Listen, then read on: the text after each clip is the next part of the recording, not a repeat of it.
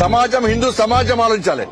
మేము చెప్పిన విజ్ఞప్తులను మీరు విస్మరించారు కనుకనే ఇవాళ తెలంగాణ రాష్ట్రంలో గోవధ యథేచ్ఛగా జరుగుతున్నది.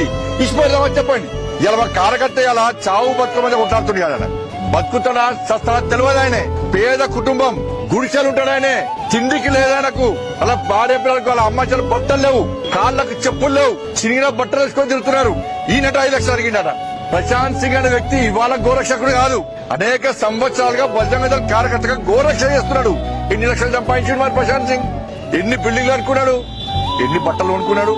బట్టలు లేకుండా, తిండి చిప్పలు లేకుండా పేద కుటుంబంలో వ్యక్తి గోరక్ష కోసం తాపత్రయం ఆవేదనతో బాధపడి గోరక్షణ చేస్తుంటే పోలీసు వాళ్ళు ప్రెస్ మీటింగ్ పెట్టి ఇలా గోరక్షకుని బదనాం చేసి హిందువుల మనోభావం దెబ్బతీసేందుకు పోలీస్ వ్యవస్థ వరిస్తే నేను వెంటనే చెప్తున్నా ముఖ్యమంత్రి గారికి, ఎవరైతే ప్రెస్ మీటింగ్ పెట్టి ఇష్యూని డైవర్ట్ చేసే ప్రయత్నం చేస్తారో ఆ పోలీస్ అధికారుల మీద చర్యలు తీసుకోకుంటే ఏ విధంగా ఇలా మేము చేస్తాం. మేము తమాషాలనుకుంటే ఏది ప్రభుత్వం ఇలా ఉంటుంది బిక్తుంది.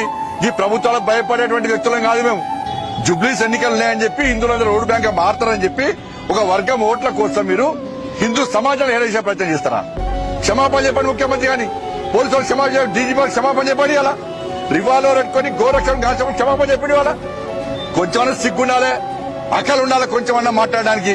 పోలీసులను ఒత్తిడి తీసుకొచ్చి ప్రెస్ మీటింగ్ పెట్టి బదనాలు చేస్తారా మీరు?